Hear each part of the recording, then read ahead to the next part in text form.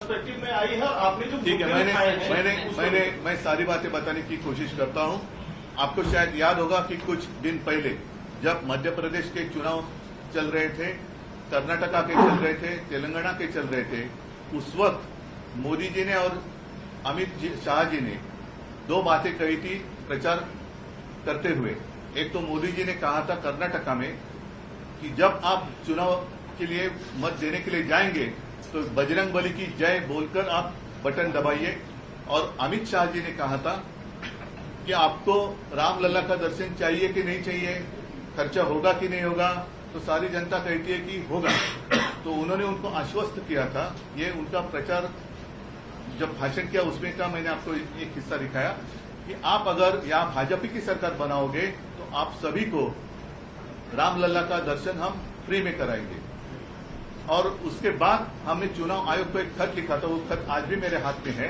और उसमें हमने पूछा था कि जो बात मैं तो अन्याय कहता हूं लेकिन न्याय उन्होंने मेरे पिताजी के बारे में किया था, हिंदू हृदय सम्राट बाला साहब ठाकरे जी के बारे में। उनका तो मतदान करने का अधिकार छीना गया था 6 साल के लिए जब अटल जी प्रधानमंत्री थे, और उनको चुनाव लड़ने के लिए 6 साल के लिए पाबंदी लगाई थी। खैर वो तो कभी चुनाव नहीं लड़ना चाहते तो वो बात अलग है। लेकिन अब कुछ बदलाव उसमें आपने किया है क्या कि उस वक्त जो गुनाह माना जाता था उसमें आपने कुछ बदलाव कर कुछ चीजें लाई है क्या नहीं, तो हमें अवगत करें।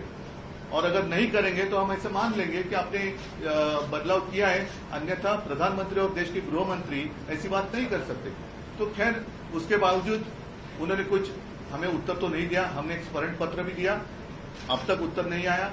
कल अचानक हमें एक इलेक्शन कमीशन से लेटर आ गया, लव लेटर जैसे।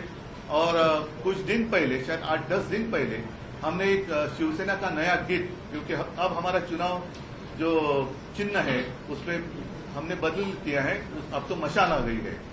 तो मशाल के लिए हमने एक गीत बनवाया और आपके माध्यम से पूरी जनता को भी दिया। उसमें 2 शब्द उन्होंने कहा है कि आप निकालो। एक तो है हिंदू हा तुझा धर्म। तो हिंदू हा तुझा धर्म कहने में गलत क्या है? हमने हिंदू धर्म के आधार पर कोई वोट तो नहीं मांगे।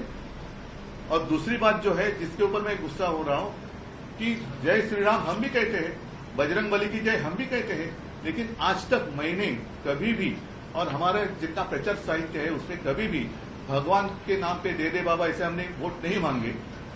तो वैसे वोट बीजेपी मांग रही है, हमने तो उसमें वोट नहीं मांगे। लेकिन जो गीत है उसमें कोरस में जो महाराष्ट्र में हर जगह एक नारा लगता है, जय भवानी जय शिवाजी, वो नारा हमने लिया है।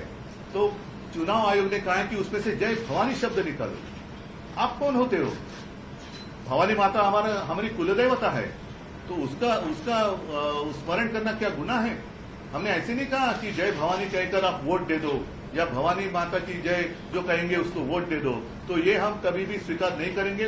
और अगर चुनाव आयोग हमारे ऊपर कार्रवाई करने की कोशिश करे तो हम कहेंगे पहले इन दोनों के पर करो और बाद में हमारे ऊपर करो। लेकिन महाराष्ट्र की जो कुलदेवता है भवानी माता, उसका उल्लेख हम तो जरूर करेंगे और उसका अपमान हम नहीं सहेंगे।